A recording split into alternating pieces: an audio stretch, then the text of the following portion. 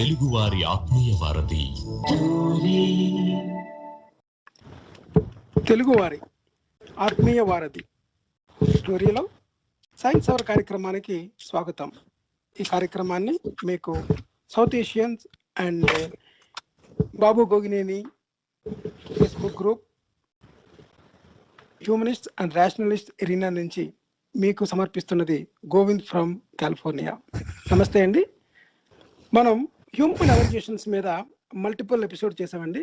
ఇది మనకి మన రెగ్యులర్ లిజనర్స్ అయిన మనకి బాగా సపోర్ట్ చేస్తూ ఉన్న వాళ్ళ అభిష్టం మేరకు మేము అసలు హ్యూమన్స్ ఎక్కడి నుంచి మైగ్రేట్ అయ్యారు, అసలు ఉన్న కంట్రీస్లోంచి, అంటే భౌగోళికంగా కనుక మనం చూసుకున్నట్లయితే Asia, south Asia, Australia, America, అలా వివిధ ప్రాంతాల్లో ఉన్న ప్రజలు అసలు ఎక్కడి నుంచి మైగ్రేట్ అయ్యారు, మన ఆఫ్రికా నుంచి మైగ్రేట్ అయ్యారన్న విషయం మనందరికీ తెలుసు.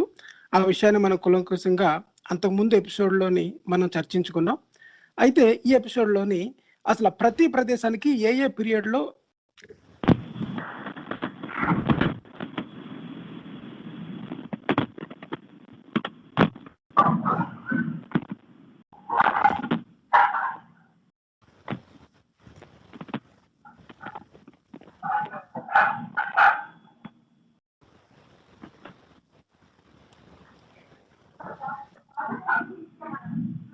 హలో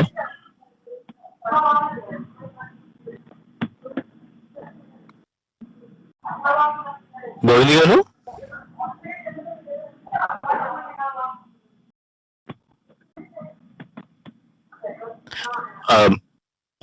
నేను ప్రసాద్ ఇందుకూరి అండి. గోవింద్ గారికి ఏదో కొద్దిగా టెక్నికల్ గా ప్రాబ్లం ఉన్నట్టుంది. So I will continue. మనం ఈ ఎపిసోడ్ లో సెటిల్మెంట్స్ ఇన్ రిమోట్ ప్లేసెస్ అన్నది చర్చించుకుందాం అనుకున్నాము. అంటే ఈ ఆఫ్రికా, ఏషియా, యూరోప్ మాత్రమే కాకుండా అంత వీలుగా లేని పరిస్థితులు ప్రదేశాలలోకి మానవులు ఎలాగా వెళ్ళి ఉంటారు అన్న దాని గురించి చూస్తే గనక మనకి ముఖ్యంగా ఈ ఈ ఆఫ్రికా లేదంటే యూరోపు, మిడిల్ ఈస్టర్న్ ప్రదేశంలో అన్నది మనం ఆల్రెడీ డిస్కస్ చేసాం. ఇప్పుడు సౌత్ ఈస్ట్ ఏషియాలో కానీ, అలాగే ఇండోనేషియా వైపుగా, లేదంటే ఆస్ట్రేలియా అండ్ అమెరికాస్కి ఎలాగ మూవ్ అయ్యారు, ఎప్పుడు ఎలాగ మూవ్ అయ్యి ఉంటారు అన్నది మనకి ఆర్కియలాజికల్ అండ్ ఆంథ్రోపోలాజికల్ ఎవిడెన్సెస్ని యూజ్ చేసుకుని డిస్కస్ చేసుకుంటే గనక మొట్టమొదటిగా మనకి ఈ సౌత్ ఈస్ట్ ఏషియా అంటే తూర్పు దక్షిణ ఆసియా ఖండానికి, అంటే భారతదేశానికంటే కూడా ఇంకా తూర్పు వైపుకి తీసుకుంటే గనక, అంటే మలేషియా, ఇండోనేషియా, ఫిలిప్పీన్స్, ఇవన్నీ ప్రదేశాలకి, అంటే చైనా కూడా ఇంక్లూడింగ్, ఈ ప్రదేశాలకి మనకి ఈ హ్యూమన్ మైగ్రేషన్స్ ఎలా జరిగినాయి అనటానికి మనకి పాపులర్గా ఇంతకుముందు మనం డిస్కస్ చేసుకున్నట్టుగా ఉన్న రెండు థియరీస్ ప్రకారం చూసుకుంటే గనక, అంటే ఈ అవుట్ ఆఫ్ ఆఫ్రికా అంటే జనరల్లీ యాక్సెప్టెడ్ థియరీ అనమాట ఇది. అంటే హ్యూమన్స్ ఆఫ్రికా నుంచి ఏషియాకి 50,000 నుంచి 70,000 సంవత్సరాల క్రితం మైగ్రేట్ అయి ఉంటారు అన్నట్టుగా ఈ థియరీ ప్రకారం అయితే తెలుస్తుంది. అలాగే మనకి జకోడియన్ అనే ప్రదేశంలో, చైనాలో కొన్ని కేవ్స్లో దొరికిన స్కల్స్ని పరిశీలించిన తర్వాత, అంటే మొట్టమొదటి ఆసియాలో మనకి బాగా అతి పురాతనంగా దొరికినటువంటి స్కల్స్ అన్నమాట. ఇవి అప్పటి కంటెంపరీగా అంటే అప్పటి African and European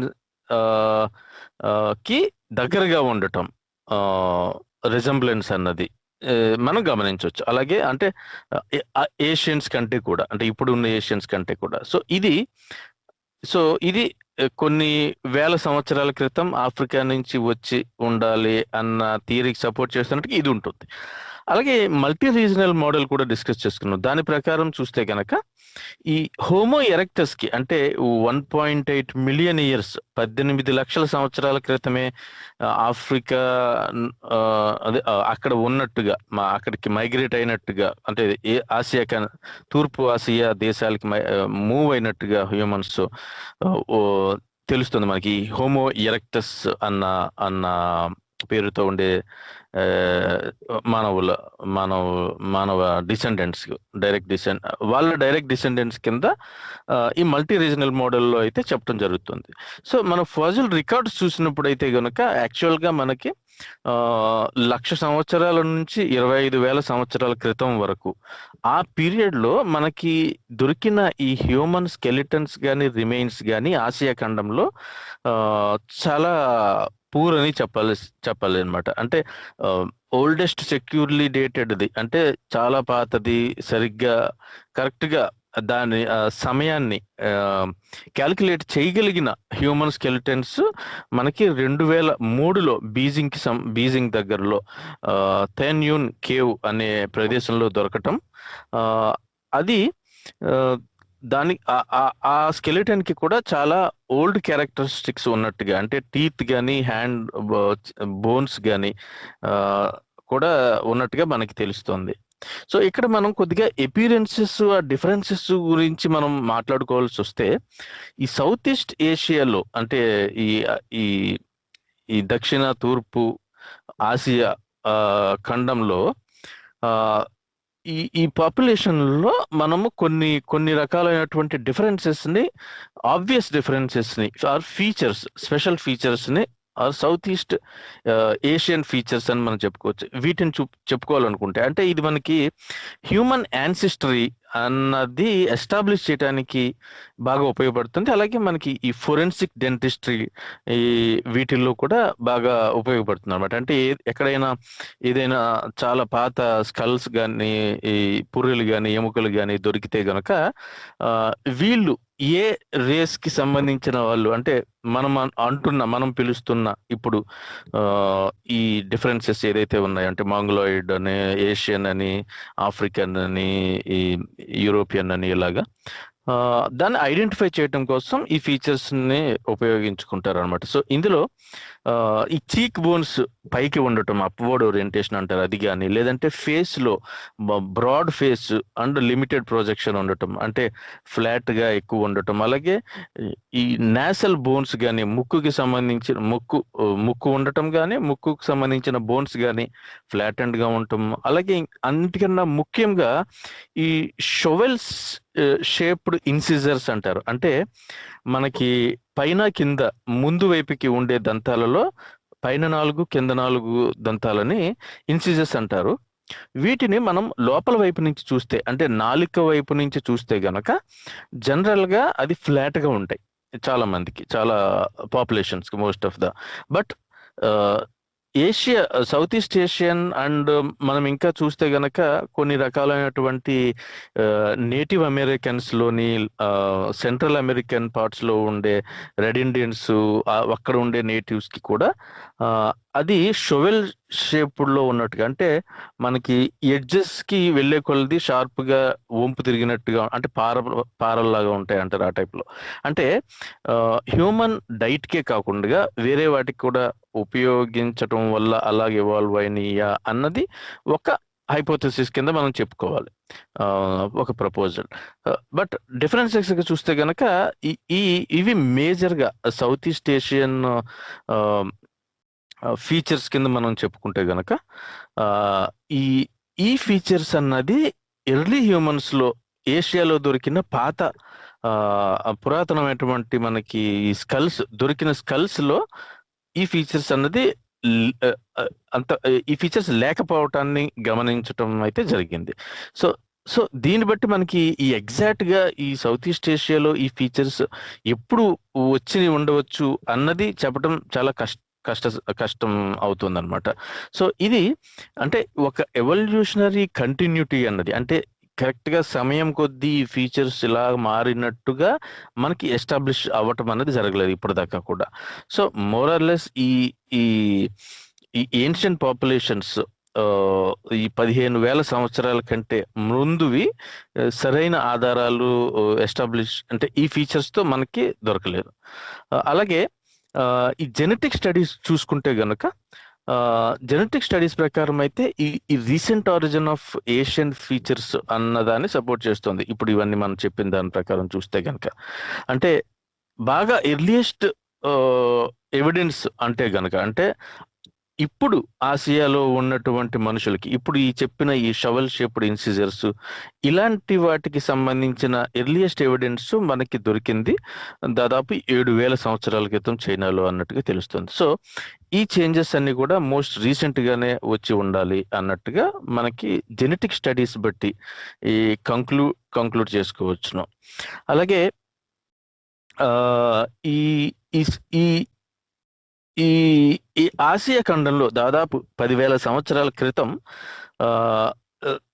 population reduction అన్నది జరిగింది. అంటే జనాభా చాలా తగ్గటము అండ్ దాని తర్వాత 10,000 సంవత్సరాల సమయం నుంచి మళ్ళీ ర్యాపిడ్ ఎక్స్పాన్షన్ జరిగినట్టుగా అప్పుడు ఆ ప్రాసెస్ లో ఈ డామినెంట్ ఏషియన్ ఫీచర్స్ అన్నవి ఇప్పుడు మనం చెప్పిన ఫీచర్స్ అన్నవి ఎవాల్వ్ అయ్యి అడాప్టేషన్ కి అనుగుణంగా ఆ ఫీచర్స్ ఎక్కువగా జనంలోకి రావటం జరిగి ఉండవచ్చు అన్నట్టుగా మనకి తెలుస్తోంది. ఇది మనకి ఈ గత 10,000 సంవత్సరాలుగా అగ్రికల్చరల్ రెవల్యూషన్ టైమ్ లైన్స్ తోటి మ్యాచ్ అవటం అని అయితే మనం అబ్జర్వ్ చేయవచ్చు. గోవింద్ గారు ఉన్నారా కాల్లో అండి, వింటున్నారా? నేను వింటున్నానండి ప్రసాద్ గారు. సారీ, నాది కాల్ ఫస్ట్ కట్ అయినట్టుంది. మీరు మొదట నేను ఇంట్రడక్షన్ అయిందా నాది లేదా అవ్వలేదా? ఇంట్రడక్షన్ అయింది కదా, అదే అది మధ్యలో డ్రాప్ అయినట్టుంది. సో నేను ఐ టుక్ ఓవర్ అండి, ఐ కంటిన్యూడ్ అండ్ ప్రసాద్ గారు. Subject very good, very good. Yeah, ఇప్పుడు మనం అంటే యాక్చువల్ గా అంటే ప్రపంచంలో జనాభా అంటే మానవులు ఎలా విస్తరించారు అన్నది, అంటే విస్తరించిన తర్వాత అంటే మొట్టమొదటిసారి ఆఫ్రికా నుంచి వచ్చి అంటే డిఫరెంట్ జియోగ్రాఫికల్ లొకేషన్స్ ఏవైతే ఉన్నాయో అక్కడ ప్రజలు వాళ్ళ యొక్క వేరువేరు అలవాట్ల దగ్గర నుంచి, కానీ ఈ జియోగ్రాఫికల్ అంటే క్లైమేట్ అంటే వాతావరణ పరిస్థితులు కూడా అనుకూలించాలి. ఆ వాతావరణ పరిస్థితులు ప్రపంచంలోని ఒక్కొక్కసారి ఒక్కోలాగా ఉంటాయి. సో దానివల్ల ఏమవుతుందంటే గ్యాప్ అనమాట. ఇందువలన వాళ్ళు ఆ టైంలో అంటే ఫర్ ఎగ్జాంపుల్ 33,000 సంవత్సరాల క్రితం వచ్చి ఉంటారు, 20,000 సంవత్సరాలు, 13,000 సంవత్సరాలు. ఆ గ్యాప్స్ ఎందుకు వచ్చినాయి అంటే ఈ క్లైమేట్ చేంజెస్ కూడా చాలా కారణాలు అవుతున్నాయి అన్నమాట. ఎందుకంటే కొన్ని ప్రదేశాల్లో భూమి పైకి రావడం అనేది అటువంటి వాతావరణ కండిషన్స్ ఆ సైక్లిక్ ఈ ఈవెంట్స్ ఏవైతే ఉన్నాయో దాని మీద ఆధారపడి ఉంటాయి. సో అది కూడా ఒక ముఖ్య కారణం. సో మీరు ఒక క్రానలాజికల్ ఆర్డర్లో వెళ్తారా, ప్లేసెస్ ప్రకారం వెళ్తారా, ఎలాగా ఆర్గనైజ్ చేశారండి ఈ షోని ప్రసాద్ గారు? ఇప్పుడు సౌత్ ఈస్ట్ ఏషియాలో మనకి దొరికిన ఎవిడెన్సెస్ ప్రకారం ఏమై ఉంటుంది అన్నట్టుగా మనం చెప్పాము. సో నెక్స్ట్ అంటే ఇండోనేషియా అండ్ ఆస్ట్రేలియా గురించి చెప్తారండి. ఐ థింక్ మనకి సమయం ఉంటే గనక లేదంటే అవకాశం ఉన్నప్పుడు ఈ చర్చలో మీరు అమెరికాకి మానవుల యొక్క మైగ్రేషన్ ఎలా జరిగి ఉంటుంది అన్నది you can join in the discussion అండి. సో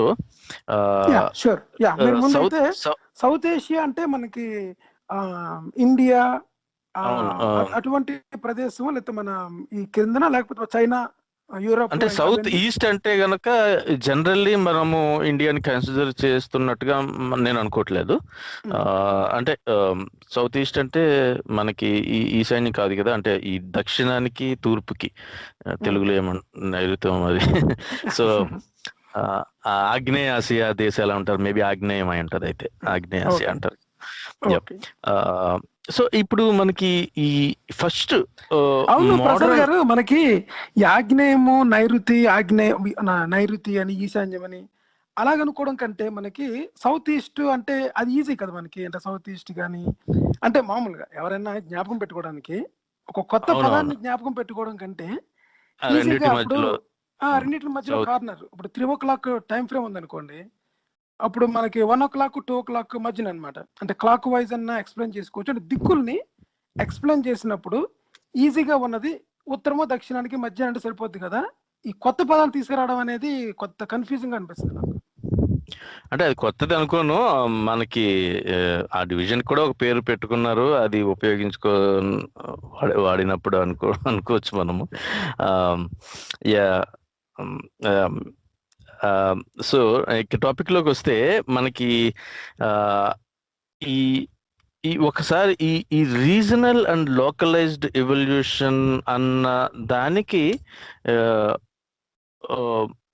ఈ ఈ ఫస్ట్ మోడర్న్ ఇండోనేషియన్స్ అన్నది ఈ రీజనల్ అండ్ లోకల్ ఎవల్యూషన్ కి సపోర్ట్ చేస్తున్నట్టుగా ఎక్కువ స్ట్రాంగ్ ఆర్గ్యుమెంట్స్ అయితే ఉండినాయి. అంటే ఈ అవుట్ ఆఫ్ ఆఫ్రికా కంటే కూడా వాళ్ళు ఈ హోమో ఎరెక్టస్ యొక్క డిసెండెంట్స్ అన్నట్టుగా, అంటే ఆఫ్రికా నుంచి వచ్చినట్టు కాకుండా ముందుగానే అక్కడ ఉన్నట్టుగా, అంటే డైరెక్ట్ లైన్ ఆఫ్ డిసెండెంట్స్ అంటారు వీళ్ళని. వీళ్ళు మనకి దాదాపు 1.5 1.8 మిలియన్ ఇయర్స్ బ్యాక్ ఇక్కడ ఇండోనేషియాలో ఉన్నట్టుగా మనకి ఈ ఫజల్ రికార్డ్స్, అంటే ఎర్లియస్ట్ ఎవిడెన్సెస్ అయితే హోమో ఎరెక్టస్ ఉన్నట్టుగా తెలుస్తుంది. కాకపోతే ఈ ఫజిల్ రికార్డ్స్ అన్నది, అంటే ఈ ఈ మనకి దొరికిన అవశేషాలు చూస్తే గనక అవి చాలా ఫ్రాగ్మెంటరీ అండ్ లిమిటెడ్ శాంపుల్ ఉన్నట్టుగా మనకు తెలుస్తుంది. అంటే ఈ ఈ 50,000 నుంచి, అంటే 1,00,000 నుంచి 50,000 సంవత్సరాల క్రూషియల్ పీరియడ్ అయితే ఏదైతే ఉందో, మానవులు ఆసియా ఖండంలోకి మూవ్ అయినట్టుగా అనుకుంటున్న పీరియడ్, ఆ పీరియడ్ లో ఇండోనేషియాలో ఆ ఏరియాలో దొరికినవి అయితే మనకి అంత ఫాజిల్ రికార్డ్స్ సరైనవి లేనట్టుగా తెలుస్తుంది. అలాగే ఈ హోమో ఎరెక్టస్ స్కల్ క్యాప్ అన్నది మనకి డూబియస్ అన్న ప్రదేశంలో 1891లో దొరకటము, అది 5 లక్షల సంవత్సరాల క్రితం హోమో ఎరెక్టస్ కి సంబంధించింది అని నిర్ధారించటంతో అంత క్లియర్ ఎవిడెన్సెస్ అయితే ఇండోనేషియాలో మనకి లేవు. అంటే మేబీ ఇది ఈ ఎసిమిలేషన్ అన్న థియరీకి ఇప్పుడు మోస్ట్లీ వైడ్లీ బిలీవ్ చేస్తున్నటువంటిది. అంటే ఈ హోమోసేపియన్స్ ఆఫ్రికా నుంచి వెళ్ళిన మిగతా ప్రదేశాలలో ఎక్కడికక్కడ ఉండే లోకల్స్ తో సంబంధాలు కలిగి ఉండి ఆ ద్వారా కొన్ని తరాల తర్వాత వచ్చిన చేంజెస్ కింద ఇప్పుడున్న మోడర్న్ హ్యూమన్స్ చెప్పుకునే థియరీకి సపోర్టివ్ గా ఉన్నట్టుగా అయితే మనం చెప్పుకోవచ్చు. ఇక ముఖ్యంగా ఒక విషయం ఇక్కడ అంటే మొట్టమొదటి మానవుడు అయితే ఆఫ్రికా నుంచి వచ్చినట్టు కదా. అంటే ఇక్కడ ఉన్నారు నేటివ్ పీపుల్ అంటే వాళ్ళు ఎక్కడి నుంచి వచ్చారన్న ప్రశ్న కదా. అంటే అక్కడ నేటివ్ పీపుల్ కి వేరే పేరు పెట్టచ్చు, హోమో ఎరెక్టస్ అని లేకపోతే హోమో హ్యాబిలిస్ అని, ఏ పేరు పెట్టినా సరే వాళ్ళు ఎక్కడి నుంచి డిసెండ్ అయి ఉంటారంటే వాళ్ళ యాన్సిస్టర్స్ కూడా ఆఫ్రికా నుంచి వచ్చి ఉండాలి కదా. అవునవును. అంటే ఇక్కడ ఈ ఈ మల్టిపుల్ ఆరిజిన్ థియరీ కూడా ఇట్ వోంట్ డినై, అంటే ఆఫ్రికా నుంచి ఒరిజినల్ యాన్సిస్టరీ అనేది కాదు అని కాదు. వాళ్ళు చెప్పేది ఏంటంటే ఈ మోడర్న్ హ్యూమన్స్ అన్న వాళ్ళు, అంటే అందుకే దీన్ని రీసెంట్ ఆఫ్రికన్ ఆరిజిన్ అంటాం. అంటే దాదాపు 1,00,000 నుంచి 2,00,000 సంవత్సరాలలో ఒక రకమైన తెగలో ఉండే మనుషులు, వాళ్ళకు ఉండే వాట్ ఎవర్ ఈ ఎవల్యూషనరీ అడ్వాంటేజ్ వల్ల వాళ్ళ బాడీ షేప్ లో కానీ వాళ్ళ డిసీజెస్ కి తట్టుకుని నిలబడటం కానీ వేరే చోటకి వెళ్ళటం కానీ వాళ్ళు మిగతా ప్రపంచాన్ని అంతటికి విస్తరించారు అన్న థియరీ అన్నది ఈ మల్టీ రీజనల్ థియరీ అన్న దాంతో డిఫర్ ఏమవుతుందంటే మోస్ట్ రీసెంట్ ఆరిజిన్స్ అన్న విషయంలోనే. బట్ యాక్చువల్ గా ఆరిజిన్స్ హోమో ఎరెక్టస్ కైనా కానీ కూడా మల్టిపుల్ ప్రదేశంలో మానవుడు పరిణామం చెందినాడు ఒకేసారి అన్నట్టుగా లేదు. సో దానికి కూడా ఆఫ్రికా అనే సోర్స్ అన్నట్టుగానే మనకి ఇప్పుడు తెలుస్తుంది. ఓకే, దాంట్లో అయితే డినై లేదు. కానీ ఇవన్నీ ఏంటంటే వివిధ కంట్రీస్ లోని, అంటే ఫర్ ఎగ్జాంపుల్ మనకి మంగోలియన్స్, చైనీస్, లేకపోతే మనకి ఈ ఇటు పక్కన మన ఏంటి ఏషియాలోని ఉన్న కొన్ని జపనీస్ కానీ కొన్ని కొరియన్స్, వాళ్ళ అపియరెన్స్ కి ఆ జీన్ మ్యాప్, అంటే ఏమంటారు, ఆ బ్రీడింగ్ అన్నది లోకల్ బ్రీడింగ్ ద్వారా అలా వచ్చింది అని అనుకోవాలి తప్ప ఒరిజినల్ మెయిన్ ఆరిజిన్ అయితే మటుకు ఆఫ్రికా నుంచి వచ్చిందని ఏ థియరీ చెప్పినా సరే లోకల్ గా ఈ మిగతా రేసెస్ ఎలా డెవలప్ అయినాయి చెప్పడానికే ఈ మల్టీ రీజియన్ తప్ప ఓవరాల్ గా అయితే మటుకి first ancestor stepped out of Africa అన్న దాన్ని మాత్రం అందరూ సమర్థిస్తున్నారు అయితే. అవునండి, అవును. ఓకే సరే, మీరు కంటిన్యూ చేయండి.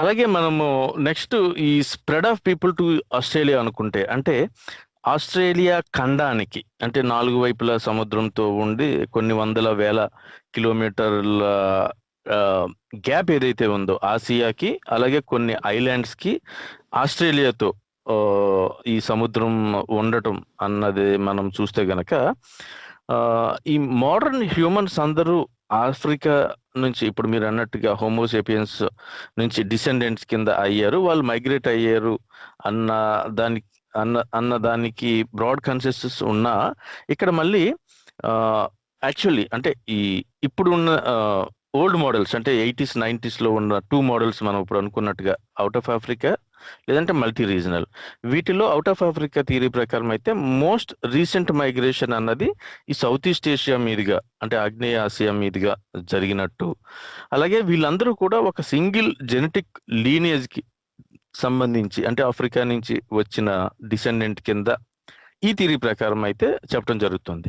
అదే మల్టీ రీజనల్ అయితే గనక మనకి ఇక్కడ దొరికిన ఫజిల్స్ లో ఉండే వేరియేషన్ వల్ల అండ్ అంటే ఎర్లీ ఇండిజినియస్ ఆస్ట్రేలియన్స్ అంటారు, అంటే ఇప్పుడు ఉండే ఇండిజినియస్ కాకుండా గత 40 నుంచి 60 వేల సంవత్సరాలుగా ఉన్నట్టుగా చెబుతున్న ఆస్ట్రేలియాలో ఉండే నేటివ్ పీపుల్ కాకుండా ఎర్లీ ఇండిజినియస్ ఎవిడెన్సెస్ అయితే మనకి 2 సెపరేట్ జెనెటిక్ లీనియేజెస్ ఉన్నట్టుగా మనకి తెలుస్తుంది.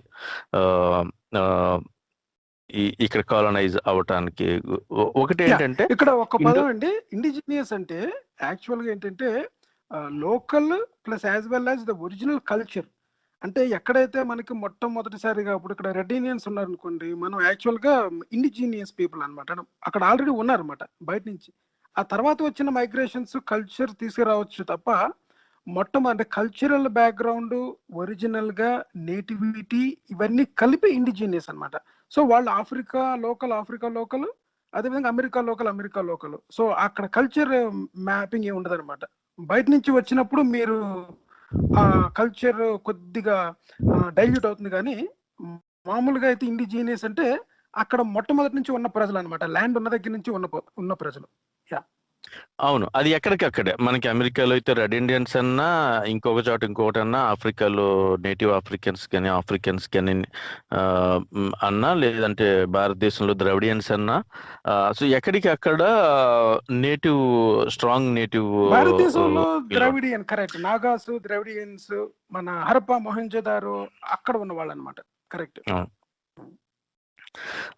సో ఇది మల్టీ రీజనల్ అయితే ఇలా సో దీని ప్రకారం అయితే కనుక ఈ థియరీ ప్రకారం ఇండోనేషియా నుంచి ఈ హోమో ఎరెక్టస్ ఆర్ చైనా నుంచి కానీ హోమో ఎరెక్టస్ ఎవరైతే ఉన్నారన్నట్టుగా మనకు తెలుస్తుందో వాళ్ళ నుంచి ఒక వేవ్ వచ్చినట్టుగా, అండ్ మోడర్న్ అబారిజినల్స్ అన్న వాళ్ళు ఇప్పుడున్న వాళ్ళు ఈ 2 రేసెస్ కి మధ్యలో ఎసిమ్యులేషన్ కింద మనకి ఈ థియరీస్ చెప్తున్నాయి. కాకపోతే మనం లేటెస్ట్ గా వచ్చిన ఆధారాలు బట్టి ఏంటనేది డిస్కస్ చేసుకుందాం. దానికంటే ముందు అసలు ఈ ఆసియా ఖండంతో ఈ కనెక్షన్ గురించి మాట్లాడుకోవాల్సి వస్తే మనకి మోడర్న్ హ్యూమన్స్ ఆసియా ఖండానికి 70,000 సంవత్సరాల క్రితం వచ్చారు అనుకున్నప్పుడు, అలాగే హోమో ఎరెక్టస్ 1.5 మిలియన్ ఇయర్స్ క్రితమే ఉన్నారు అనుకున్నప్పుడు, ఈ పాసిబిలిటీ ఆఫ్ కో ఎగ్జిస్టెన్స్ అన్నది ఇండోనేషియాతో పాటు సౌత్ ఈస్ట్ ఏషియాలో జరిగింది అన్నట్టుగా మనం తీసుకుంటే గనక అది ఆసియా ఖండం వరకు. కానీ ఆస్ట్రేలియాకు వచ్చేటప్పటికి హోమో ఎరెక్టస్ కి సంబంధించిన రిమైన్స్ కానీ ఎవిడెన్సెస్ కానీ ఏమీ దొరకలేదు. సో మీరు గమనిస్తే కనుక ఎప్పుడు కూడా ఆస్ట్రేలియా అన్నది ఆసియా నుంచి ఖండం నుంచి సెపరేట్ అయి ఉండటం మీరు చూడొచ్చు. అంటే ఒక్కొక్కసారి డిపెండింగ్ ఈ స్నో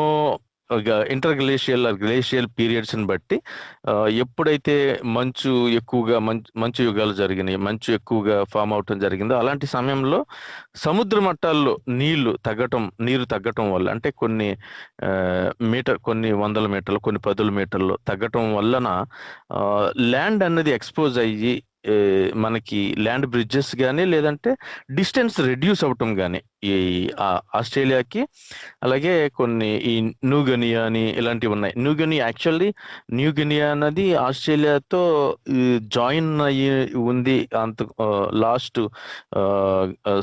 గ్లేషియల్ పీరియడ్ లో అన్నట్టుగా మనకు తెలుస్తుంది. దాన్నే సహూల్ అంటారు. అంటే మొత్తం ఇప్పుడు ఏదైతే కొన్ని సెపరేట్ ఐలాండ్స్ కింద మనకు కనిపిస్తున్నాయో, అలాగే ఇంకా పాతగా చూస్తే గనక ఇప్పుడు తస్మానియా అన్నది ఆస్ట్రేలియాకి కింద ఇండియాకి శ్రీలంక లాగా ఎలాగుంటుందో అది కూడా ఆస్ట్రేలియా ఖండంలో భాగంగా, అలాగే ఇవన్నీ కూడా ఒక ప్లేట్ లో భాగంగా మళ్ళీ, అంటే ఇంక్లూడింగ్ మనకి న్యూజిలాండ్ ఇవన్నీ కూడా. సో కాలంలో వెనక్కి వెళ్ళే కొలది ఇవన్నీ అసలు ఆస్ట్రేలియా ఖండము, భారత ఖండము ఇవన్నీ కలిసి ఉంటాం. ఇవన్నీ కూడా అంటార్క్టికా నుంచి కొన్ని మిలియన్ల సంవత్సరాల క్రితం ఈ ప్లేట్ టెక్టానిక్స్ థియరీ చూసుకుంటే గనక అవి అక్కడి నుంచి వచ్చి మూవ్ అవుతూ ఒక ముక్క హిమాలయాల దగ్గర ఆసియాని టచ్ అవటము, అక్కడ ఉండే క్రింద ఉండే ప్లేట్ టెక్టానిక్స్ మూలంగా ఆ పర్వతాలు ఏర్పడినట్టుగా మనకు తెలుస్తుంది. అలాగే అదే సమయంలో తూర్పు వైపుగా ప్రయాణించిన ఇది అన్నది ఆస్ట్రేలియా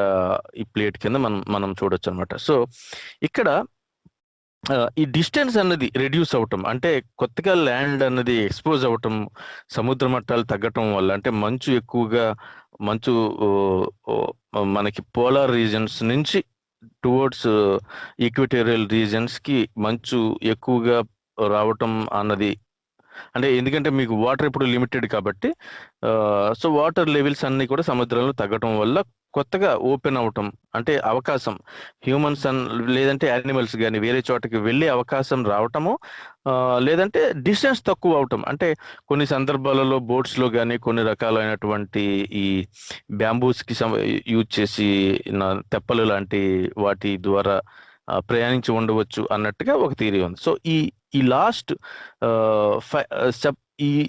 ఈ రైజింగ్ సీ లెవెల్స్ అన్నది దాదాపు 8,000 సంవత్సరాల క్రితం ఈ న్యూ గినియా అండ్ ఆస్ట్రేలియా అన్నది సెపరేట్ అయినట్టుగా మనకు తెలుస్తుంది. సో ఇంకొకటి ఇక్కడ ఇండిజినియస్ పీపుల్ కూడా ఆస్ట్రేలియాకి న్యూ గినియాకి కూడా చూసుకుంటే గనక వాళ్ళు చాలా closely related to each other అన్నట్టుగా మనకి తెలుస్తుంది. సో దీన్ని బట్టి కూడా ఈ రీసెంట్ కామన్ యాన్సిస్టరీ అన్నది మనం ఎస్టాబ్లిష్ చేయొచ్చు. అలాగే లైక్లీ పాత్ ఆఫ్ మైగ్రేషన్ చూసుకుంటే గనక యూజువల్గా మైగ్రేషన్స్ ఈ షార్టెస్ట్ పాసిబుల్ రూట్స్, అంటే సీ లెవెల్ తగ్గటం అండ్ ల్యాండ్ బ్రిడ్జెస్ ద్వారా జరిగినట్టుగా ఉంటుంది. ఇంకొక పాసిబిలిటీ ఆర్ మోటివేషన్ ఏంటి అని చూసుకున్నప్పుడు ఈ పాపులేషన్ ప్రెషర్, అంటే ఆల్రెడీ ఎగ్జిస్టింగ్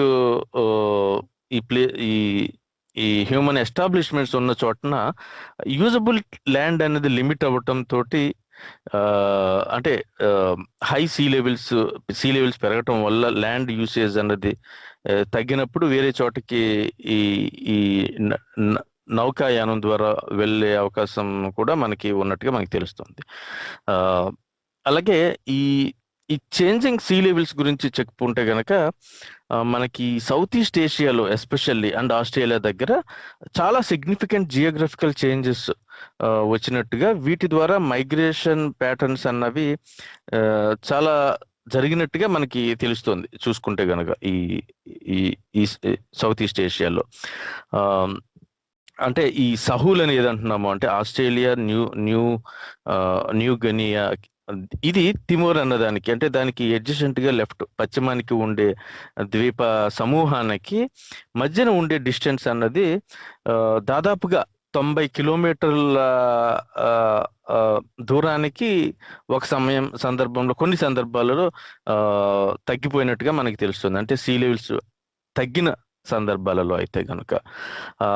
సో ఇప్పుడు ప్రజెంట్ ఉండే సీ లెవెల్స్ అన్నది లాస్ట్ దాదాపు 1 మిలియన్ సంవత్సరాలుగా మనం తీసుకుంటే అత్యంత ఎక్కువగా సీ లెవెల్ ఉన్నట్టుగా మనకి తెలుస్తుంది, అంటే ఇంత ఎత్తుగా ఎప్పుడు లేనట్టుగా.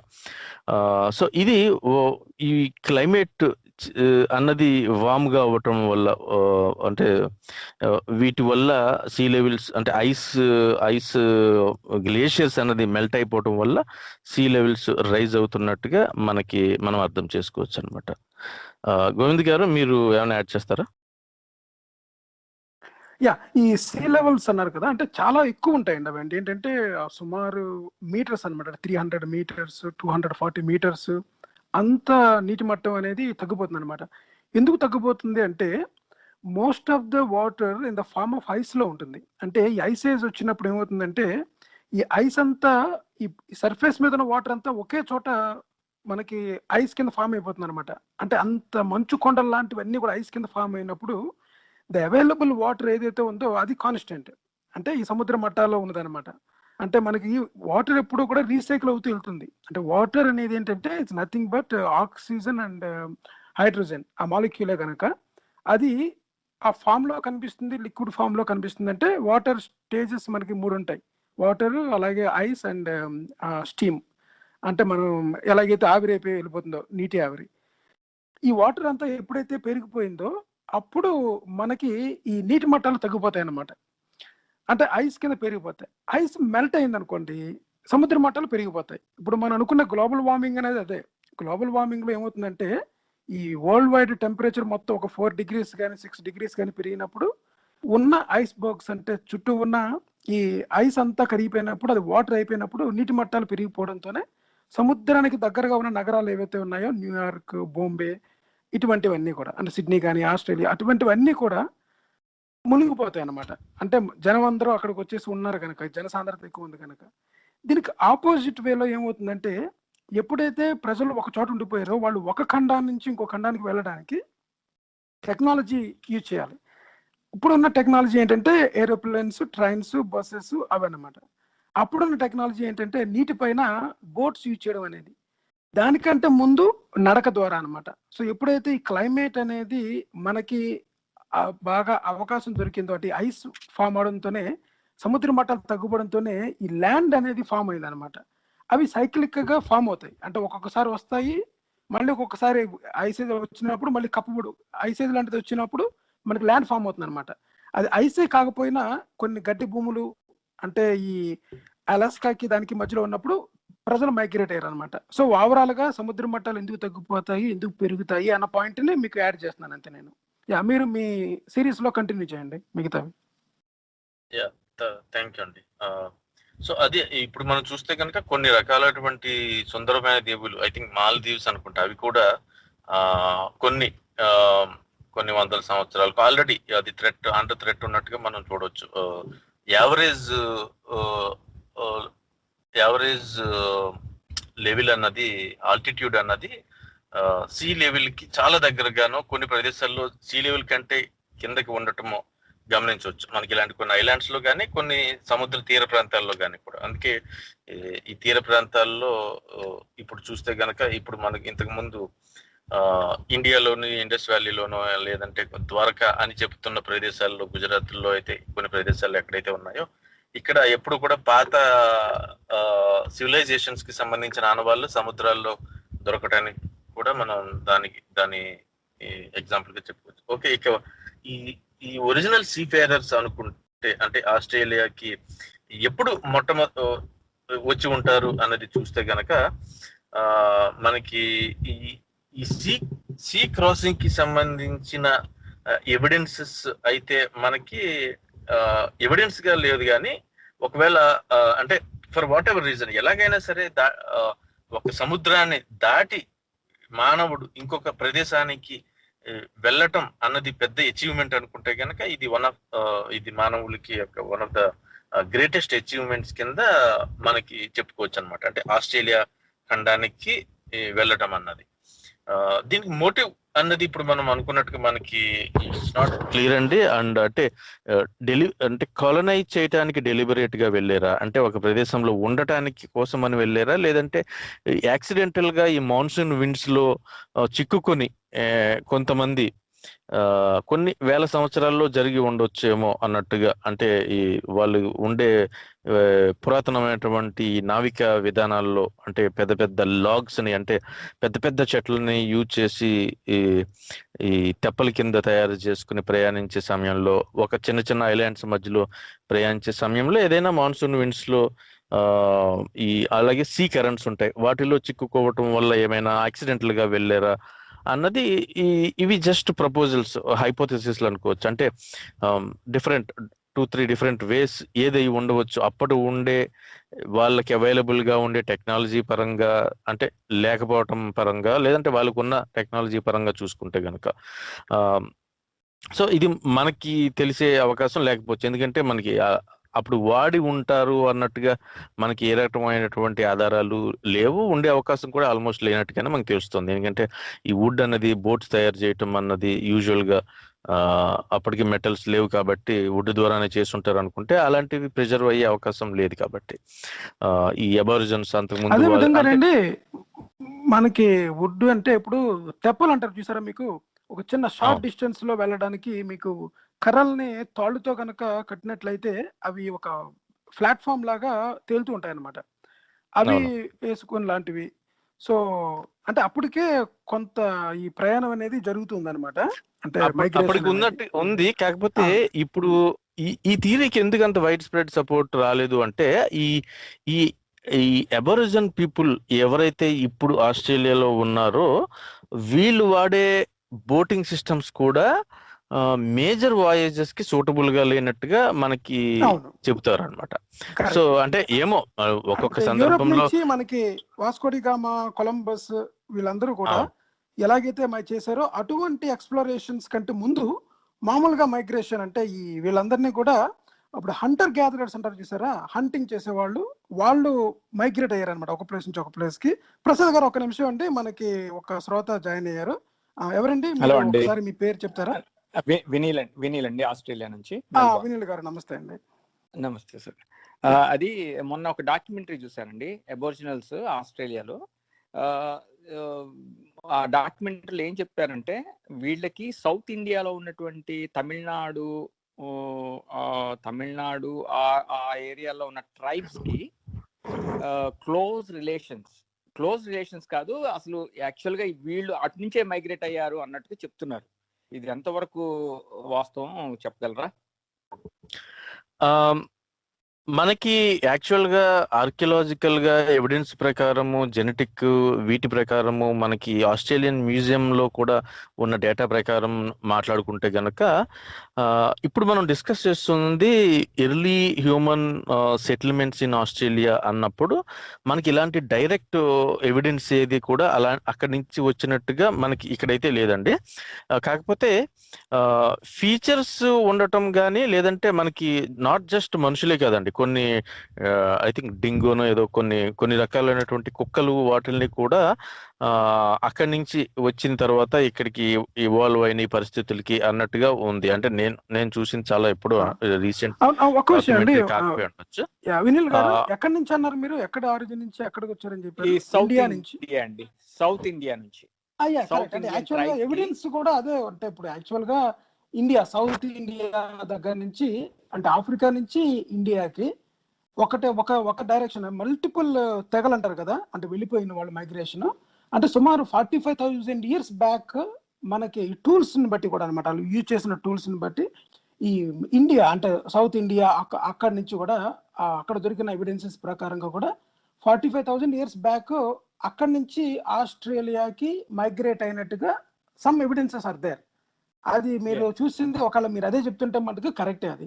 ఇంకొకటి ఏంటంటే మనకి ఈ మూవ్మెంట్ అంటే ఇప్పుడు ఈ ఆఫ్రికా నుంచి నార్త్ వైపు ఒక తెగ వైపు, ఒకవేమో ఆసియా వైపు సౌత్ ఏషియా వైపు, యూరేషియా వైపు, ఇంకొకటేమో యూరోప్ వైపు అనమాట.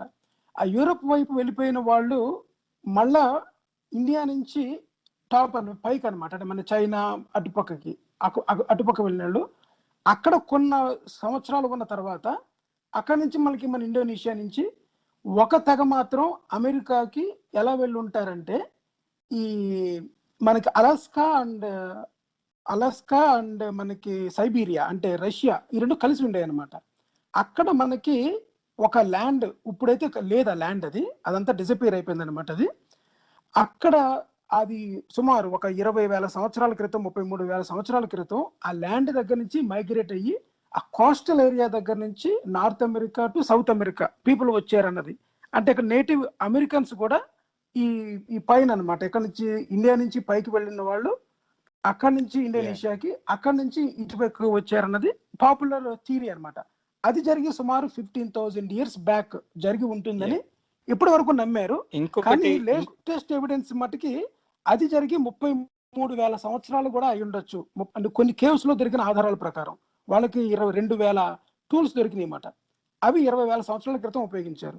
20,000 సంవత్సరాల క్రితం ఒక గుహలో ఒకరు ఉన్నారు అంటే 33,000 సంవత్సరాల క్రితం అక్కడ ఉన్న మనకి బెరింజియా అనే ఒక ప్రాంతం ఏదైతే ఉందో ఆ ల్యాండ్ ఏరియా అక్కడి నుంచి మైగ్రేట్ అయినట్టు ఎవిడెన్సెస్ ఉన్నాయి. అలాగే ఆ సమూహాలు పెద్దదవ్వటానికి కారణం వాళ్ళల్లో వాళ్ళే వివాహాలు చేసుకోవడం, వివాహాలని కాదు వాళ్ళలో వాళ్ళే పిల్లలు వృద్ధి చెందటం, ఆ జనాభా వృద్ధి చెందటం, అట్లాగా ఒక ఏరియాలో అట్లా ఉండిపోతారు, వేరే వేరే తెగలతోటి కానీ వేరే వాళ్ళతోటి కానీ సంబంధాలు ఏమీ లేకుండా. అవునండి. అంటే ఇప్పుడు అంతకుముందు ప్రసాద్ గారు ఒక విషయం చెప్పారు చానాళ్ళ క్రితం. మేము అంటే వ్యవసాయం అంటే విప్లవాలు ఎలాగను 10,000 సంవత్సరాల ముందు 10,000 సంవత్సరాల క్రితం వ్యవసాయ విప్లవం మొదలైందనమాట. వ్యవసాయం ఎప్పుడైతే వచ్చిందో ఈ హంటర్ గ్యాదరింగ్ అనేది స్టాప్ అయిపోయింది. అప్పుడేమైందంటే ఒక చోట స్థిర నివాసాలు ఏర్పరచుకోవడం, స్థిర నివాసాలు ఏర్పరచుకున్న తర్వాత తెగల మధ్య క్రాస్ బ్రీడింగ్ అంటే మ్యారేజెస్ జరగడం. అంటే మన మ్యారేజ్ అనే పదం తీసుకురావడం కంటే కూడా వాళ్ళ కలయిక అనమాట. ఆ కలయిక ద్వారా కొన్ని సంవత్సరాలకు ఉండడం అని స్థిర నివాసాలు ఏర్పరచుకోవడం, అక్కడి నుంచి మానవ నాగరికత అనేది అభివృద్ధి చెందిందనమాట. సో మనం 10,000 సంవత్సరాల క్రితం మాట్లాడుకుంటున్నాం. సో ఎటు తిప్పి కొట్టినా సరే మొత్తానికి 10,000 సంవత్సరాల క్రితం నుంచే నాగరికత అనేది అభివృద్ధి చెందిందనమాట. ఆ తర్వాత రైటింగ్స్, తర్వాత ఏమో మనకి సంస్కృతి, కల్చరు, రాయడము, ఆర్ట్ అన్ని ఈ మధ్యనే మొత్తం అంత వెరీ లేటెస్ట్ చెప్పాలంటే. లేటెస్ట్ మన లేటెస్ట్ తెగలు మనయన్ని. అవును, కరెక్ట్. అంటే చాలా అంటే కొన్ని చిన్న చిన్న చేంజెస్ అనుకున్నా అవి చాలా ఎక్స్పోనెన్షియల్ అంటారు. అంటే మ్యాథమెటికల్ టర్మ్స్ లో చూడాలంటే అంటే టిప్పింగ్ పాయింట్స్ ఉంటాయి అనమాట. అవి ఆ టిప్పింగ్ పాయింట్స్ వచ్చినప్పుడు మీరు ఏ రకంగా ఇప్పుడు డామినోస్ ఎలా అయితే పడిపోతాయో అంటే చూడండి, చిన్నపిల్లలు అన్ని నిలబెడుతూ ప్యాకల్లాగా ఉంటాయి ఆ మెటీరియల్స్ ని. ఎక్కడో ఒక్క చోట ఒక్క టిప్పింగ్ పాయింట్ వచ్చేటప్పటికి ఒకదాని తర్వాత ఒకటి ఈవెంట్స్ అన్నది దాని పర్యవసానం కింద మీకు ఎలాగైతే ఎలక్ట్రిసిటీ విషయంలో కానీ ఇప్పుడు ఆధునికమైన ఆవిష్కరణలు తీసుకున్నా కానీ కమ్యూనికేషన్ సిస్టమ్స్ కానీ ఎలక్ట్రిక్ అండ్ ఎలక్ట్రానిక్ విషయాల్లో కానీ కంప్యూటర్స్ లో వచ్చే లాంగ్వేజ్ల విషయాలు కానీ అలాగే మీరు ఇప్పుడు ఫర్ ఎగ్జాంపుల్ టచ్ స్క్రీన్ బాగా ఇప్పుడు మీరు టచ్ స్క్రీన్ చూసారనుకోండి, మనకి లేట్ 90s నుంచి మిడ్ 90s నుంచి పబ్లిక్ కమర్షియల్ యూసేజ్ లో ఉన్నా కానీ ఒక్కసారిగా మల్టీ టచ్ అన్నది ఒక టెక్నాలజీ యాపిల్ వాళ్ళు రిలీజ్ చేసిన ఐ థింక్ 2008 సమయంలో, ఆ సమయంలో మొత్తం ఒక 5-6 సంవత్సరాల్లో మొత్తం అన్ని కూడా టచ్ బేస్డ్ అయిపోయినాయి. Almost more than 90% I think ఇప్పుడు మొబైల్ ఫోన్స్ అన్ని.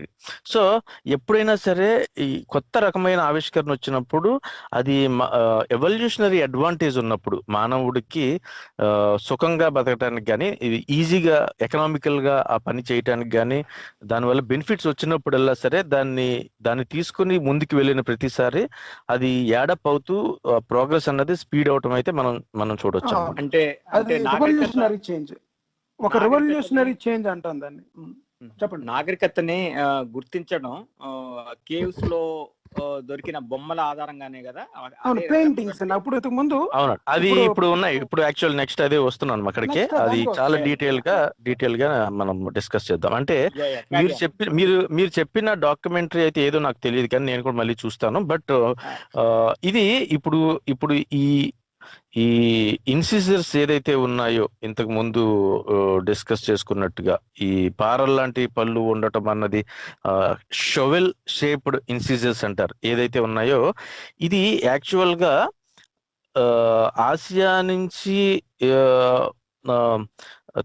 తూర్పు ఆసియా నుంచి ఈ బెరింగ్ స్ట్రైట్, సైబీరియా తర్వాత వచ్చే ఈ బెరింగ్ స్ట్రైట్ దగ్గర నుంచి బెరింజియా దగ్గర నుంచి అంటే ఆసియాకి అలాస్కాకి మధ్యలో ఉండే ల్యాండ్ బ్రిడ్జ్ అని ఇప్పుడు ఎందుకు అంటున్నామంటే ఒక మంచు సమయంలో మాత్రమే పీరియడ్ లో మాత్రమే అది ఓపెన్ అయింది కాబట్టి అలాంటి సమయంలో అలాంటి ప్రదేశంలో వచ్చిన అడాప్టేషన్ కింద చూసుకుంటే అంటే ఈ కొన్ని థియరీస్ ప్రకారం అయితే అది అటు అమెరికాలోకి ఇటు మనుషులు మళ్ళీ వెనక్కి కూడా మూవ్ అయ్యారు. అందుకనే సౌత్ ఈస్ట్ ఏషియాలో కూడా దానికి సంబంధించిన ఛాయలు వచ్చినాయి.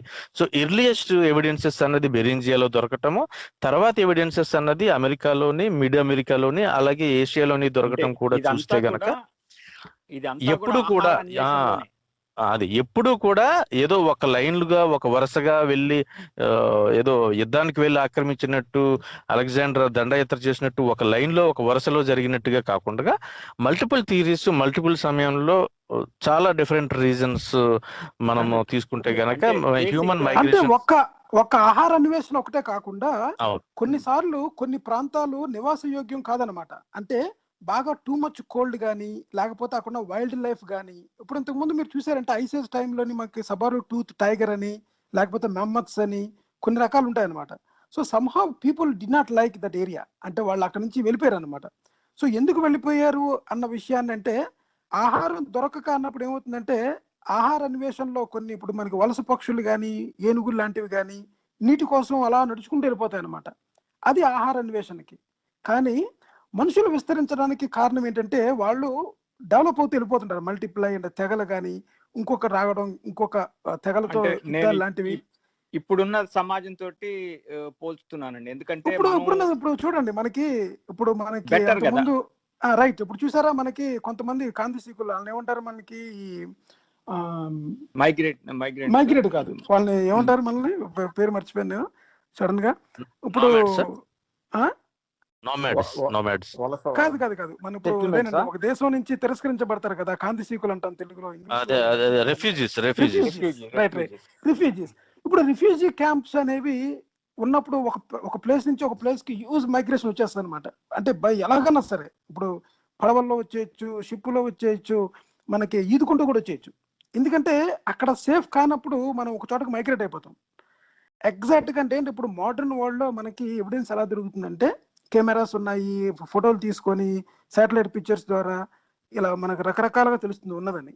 కానీ మనకు లేనప్పుడు ఎలా వస్తుందంటే, అలా ఉన్న ప్రజలు ఒక చోటకు వచ్చిన తర్వాత కొన్ని చోట మనకి యానిమల్ అంటే జంతువుల ఎముకలు, రాళ్ళు ఒకే చోట దొరుకుతాయి అన్నమాట. దాని అర్థం ఏంటంటే అది న్యాచురల్ గా చనిపోయి ఉండదు యానిమల్, దాన్ని ఎవరో కొట్టి చంపేసి ఉంటారు అని. రాళ్ళు దొరికినాయి అంటే ఎందుకు కొట్టి చంపారంటే, ఒక పెద్ద యానిమల్ చేసినప్పుడు దాన్ని పీసెస్ కింద చేస్తారన్నమాట, రకరకాల టూల్స్ పెట్టి.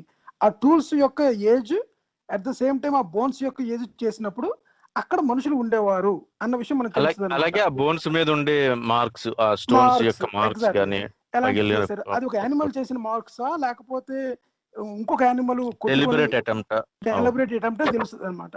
సో ఈ విధంగా మైగ్రేషన్ అనేది మల్టిపుల్ రీజన్స్ లో ఉంటుంది. ఆహార అన్వేషణ అనేది వన్ ఆఫ్ ద రీజన్. అవి కాకుండా చాలా రీజన్స్ ఉన్నాయి. అవును. ఇంకా కమింగ్ బ్యాక్ టు టాపిక్ అండి, ఆస్ట్రేలియాకి వస్తే గనక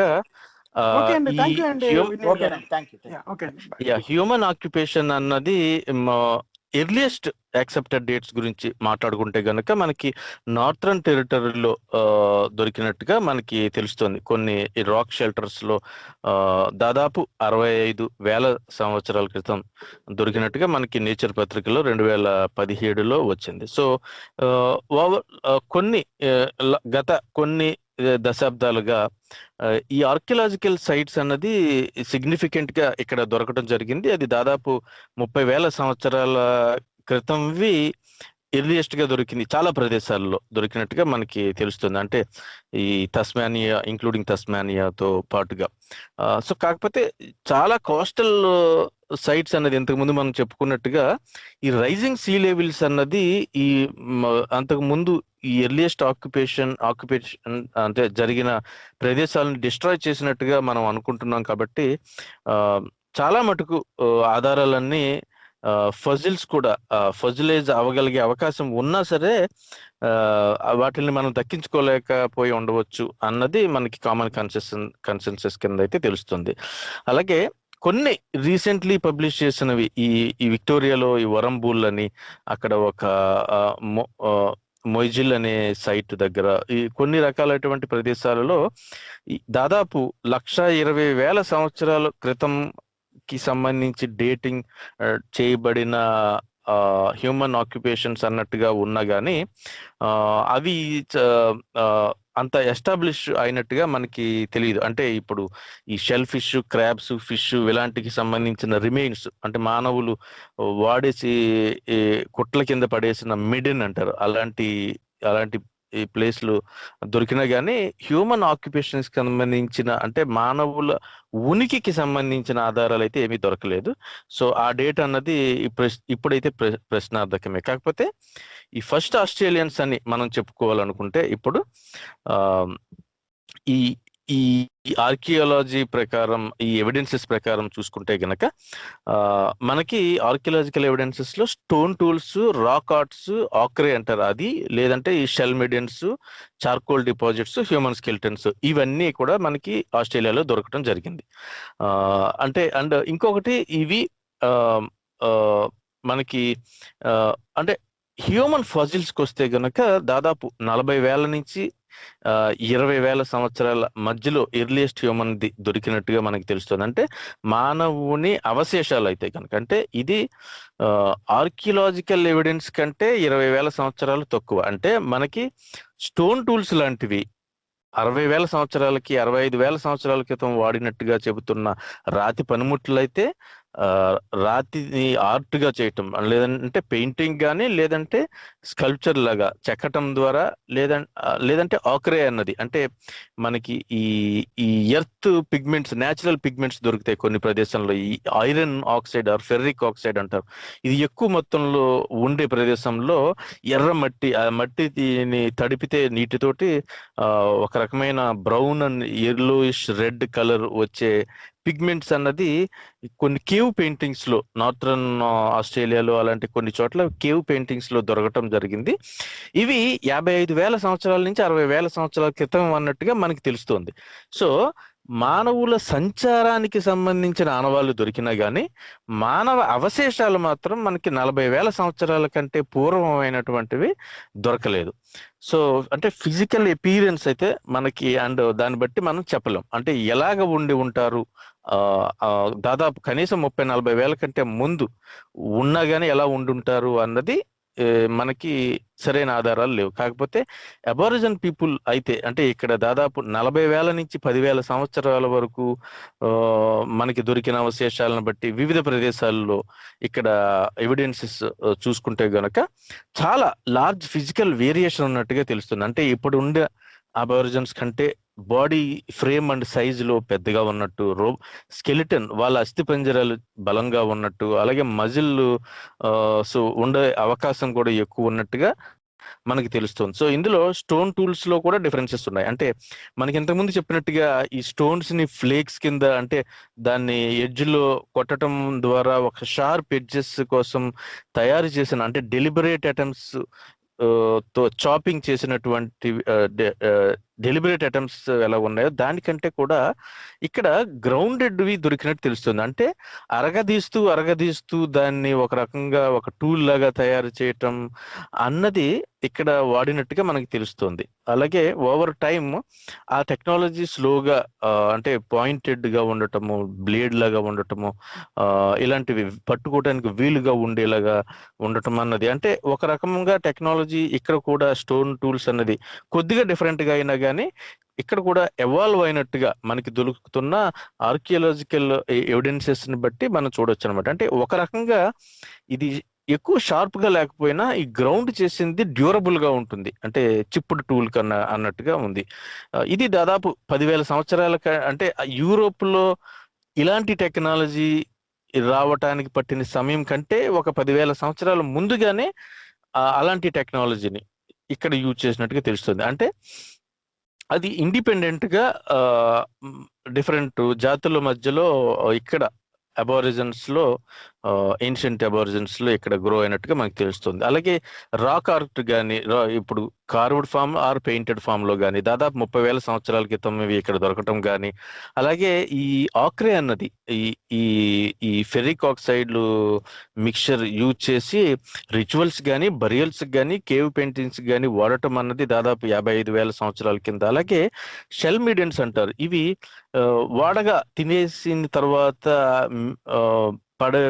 పారవేసిన రిమైన్స్ అన్నది, స్కెల్టన్స్ లాంటివి, అంటే కొన్ని రకాల చేపలకి సంబంధించినవి, సీ ఫుడ్ కి ప్రత్యేకంగా సంబంధించినవి ఎక్కువ మోతాదులో ఒకే చోట పడేయటం అన్న లాంటి కొన్ని ప్రదేశాలు ఎక్స్కవేషన్ లో దొరికినప్పుడు దాన్ని బట్టి అక్కడ ఉండే ఉన్నటువంటి మానవుల యొక్క ఫుడ్ హ్యాబిట్స్ కానీ, వాళ్ళ కుకింగ్ యాక్టివిటీస్ కానీ, అక్కడ ఉండే రకాలైనటువంటి ఈ జాతుల గురించి కానీ ఇన్ఫర్మేషన్ తెలుసుకునే, వాళ్ళ డైటరీ ఇన్ఫర్మేషన్ తెలిసే అవకాశం అయితే మనకి ఉన్నట్టుగా తెలుస్తుంది. సో దాదాపు 60,000 నుంచి 55,000, 60,000 సంవత్సరాల క్రితమే ఉన్నట్టుగా అనుమానాలు తెలియటం ఒకటి, అలాగే దాదాపు 40,000 నుంచి 10,000 సంవత్సరాల మధ్యలో మనకి ఎర్లీ హ్యూమన్స్ కి సంబంధించిన ఫజిల్స్ అయితే దొరికినాయి. ఇందులో కొన్ని ఇంపార్టెంట్ సైట్స్ ఉన్నాయండి. కుబూల్ క్రీక్ అని, కోస్ వ్యాంప్ అని, లేక్ మాంగో అని మనం చూస్తే గనక 9,000 నుంచి 14,000 సంవత్సరాల క్రితం చాలా ఎక్కువ మొత్తంలో చాలా యాక్యురేట్ గా డేట్ చేసినటువంటి అవశేషాలు ఎర్లీ అబారిజన్స్ కి సంబంధించినవి దొరకటము, అందులో అగైన్ మళ్ళీ వాళ్ళ స్కెలిటల్ మాస్ ఎక్కువగా ఉండటము, జా స్ట్రక్చర్స్ బలంగా ఉండటము, మజిల్ అటాచ్మెంట్స్ కి ఎక్కువగా ఏరియా ఉండటం అన్నది, అలాగే వాళ్ళు వివిధ రకాలైనటువంటి బరియల్ మెథడ్స్ ని పొజిషన్స్ ని యూజ్ చేసినట్టుగా, అలాగే ఆర్టిఫిషియల్ క్రేనియల్ డిఫార్మేషన్ కూడా చేసినట్టుగా, అంటే తల పెద్దగా కనబడటానికో, అంటే ఒక ఒక ఒక తెగలో స్టేటస్ కిందో, లేదంటే ఆ ఆ, కొన్ని రకాలైనటువంటి జంతువుల నుంచి రక్షణ పొందటానికో, సైజ్ పెద్దగా ఉండేటానికి కనబడటానికో, లేదంటే for what ever belief systems కోసమో అలాగ తల స్కెలిటన్ అన్నది ఆల్టర్ అయ్యే విధంగా డిఫార్మేషన్స్ చేసినట్టుగా కూడా మనకి తెలుస్తుందండి. అలాగే కొన్ని సైట్స్ అన్నది 20,000 నుంచి 45,000 సంవత్సరాల మధ్య కాలంలో మనకి ఇప్పుడు ఏమైతే డెజర్ట్ ప్రదేశాల కింద దాదాపు కనీసం 16,000 సంవత్సరాలుగా చెప్తున్న ప్రదేశాలు ఉన్నాయో, అప్పట్లో అక్కడ వాటర్ ఉండే అవకాశం ఉన్నటువంటి లేక్స్ లాంటివి ఉండటం అన్నది ఎండిపోయినట్టుగా ఇప్పుడు చూస్తే గనక, అప్పుడు వాళ్ళకి ఇవి ఫుడ్ సోర్సెస్ కింద ఫిష్ వాటి కోసం ఆ ఏరియాని ఉపయోగించినట్టుగా మనకి తెలుస్తుంది. So most securely and dated human burial కూడా ఆస్ట్రేలియాలో 26,000 సంవత్సరాల క్రితం ది సంబంధించింది 1969లో కనుక్కున్నారండి. అలాగే earliest ritual cremated anywhere in the world అన్నది కూడా ఇక్కడ మనకి దొరుకుతుంది. అంటే సో కొన్ని చాలా పురాతనమైనవి, కొన్ని పురాతన పద్ధతులు, టెక్నాలజీ కూడా మనకి ఎర్లీ ఆస్ట్రేలియన్ అబారిజిన్ పీపుల్ యొక్క ప్రీవియస్ సైట్స్ దగ్గర దొరకటము, వాటిని తవ్వి తీయటము, వాటిని మళ్ళీ వాళ్ళకి తిరిగి ఇచ్చేయటం, మళ్ళీ రీబరియల్ చేయటానికి అన్నది మనకి ఇక్కడ జరిగినట్టుగా తెలుస్తుంది. ఇంకా జెనెటిక్ స్టడీస్ చెప్తానండి లాస్ట్ లో. అంటే డిఎన్ఏ స్టడీస్ ప్రకారం అయితే గనక ఈ ఆస్ట్రేలియన్ సైంటిస్ట్ వాళ్ళు రీసెంట్ గా క్లెయిమ్ చేసిన దాని ప్రకారం మైటోకాండ్రియల్ డిఎన్ఏ ఈ లేక్ మొంగో 3 అన్న అవశేషాల మీద చేసినప్పుడు వాళ్ళు చెప్పింది ఏంటంటే, ఈ ఈ ఈ మంగో మ్యాన్ యొక్క జీన్స్ అన్నది మోడర్న్ హ్యూమన్స్ కి డిఫరెంట్ గా ఉన్నట్టుగా, అంటే హోమోసేపియన్స్ కాకుండా ఉన్నట్టుగా, అంటే అందరూ హోమోసేపియన్సే కాదు ఇక్కడికి వచ్చినట్టుగా, రీసెంట్ ఆరిజిన్ కావాల్సిన అవసరం లేదన్నట్టుగా చెబుతుంది. అది అవుట్ ఆఫ్ థియరీ, ఆఫ్రికా థియరీకి అనుకూలంగా లేని ఇది కానీ దానిని సైంటిఫిక్ కమ్యూనిటీ అన్నది ఈ జనరల్ యాక్సెప్టెన్స్ అనేది ఇంకా రాలేదు. ఎందుకంటే ఏన్షియంట్ డిఎన్ఏ అన్నది వాళ్ళు ఎక్స్పెరిమెంట్స్ చేసినట్టుగా చెబుతున్నటువంటి రిజల్ట్స్ అన్నది వాళ్ళు తీసుకున్న డిఎన్ఏ శాంపుల్స్, అంటే యూజువల్ గా డిఎన్ఏ శాంపుల్స్ అన్నది కంటామినేట్ అయ్యే అవకాశం చాలా ఎక్కువగా ఉంటుంది. అంటే దాదాపు 30,000 కన్నా ఎక్కువ సంవత్సరాల క్రితం అది ఈ డేటింగ్ పద్ధతులు ఉపయోగించి చెప్పడం అనేది కష్టము. అలాగే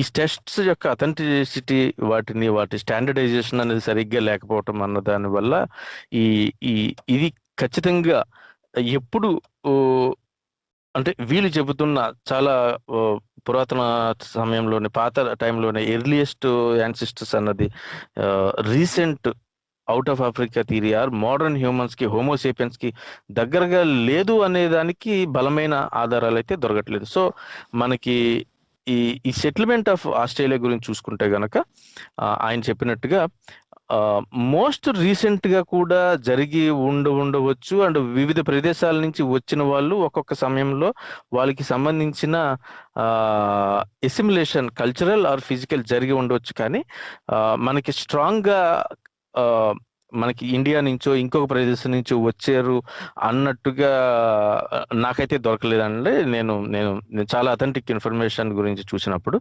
బట్ అలాంటి పాసిబిలిటీస్ అయితే ఉండొచ్చు. బట్ ఎర్లియస్ట్ అంటే చాలా ముందు ఎప్పుడు వచ్చి ఉంటారు అన్నదానికి మాత్రం మనకి ఈ ద్వీపకల్పాల మీదుగా కొన్ని దాదాపు 60,000 నుంచి 50,000 సంవత్సరాల క్రితం ఇండోనేషియా అలాంటి ప్రదేశాల మీదుగా, న్యూ గినియా మీదుగా వచ్చి స్థిరపడి, అందులో మళ్ళీ రకరకాలుగా డిఫరెంట్, మళ్ళీ ఇక్కడ కూడా చాలా తెగలు ఉంటాయి అన్నమాట. సో అన్ని తెగల కింద ఎవాల్వ్ అయినట్టుగా మనకి తెలుస్తుంది. థ్యాంక్ యూ అండి ప్రసాద్ గారు, చాలా డీటెయిల్డ్ గా మొత్తం చెప్పారు. మనం దీన్ని సెకండ్ ఎపిసోడ్ వీలుంటే కంటిన్యూ చేద్దాము. మనకి రెగ్యులర్ శ్రోతలైన పద్మ గారు కూడా మనకి కొన్ని వీడియోస్ షేర్ చేశారనమాట. మీరు ఇప్పుడు ఏదైతే చెప్తున్నారో అది యాక్చువల్ గా వీడియో రూపంలో కూడా ఉందంట ఎగ్జాక్ట్ గా. అంటే థ్యాంక్స్ Okay. ఫర్ షేరింగ్ అండి ప్రసాద్ గారు. సో మనకి చూద్దాం, అది అంతకుముందు కూడా కూడా చూసి 2-3 ఏమైనా పాయింట్స్ ఉంటే డిస్కస్ చేయొచ్చు రైట్ మనం. ఎగ్జాక్ట్లీ అవి విన్న తర్వాత అంతకుముందు మనకి పద్మ గారు ఒక టాపిక్ షేర్ చేశారనమాట. అవి కూడా మనం రాబోయే ఎపిసోడ్స్ లో మాట్లాడుకుందాం. థ్యాంక్ యూ వెరీ మచ్ అండి for participating. Thank you Prasad గారు. మనం వచ్చే ఎపిసోడ్ లో కలుసుకుందాం. Thank you. Bye. Thank you అండి.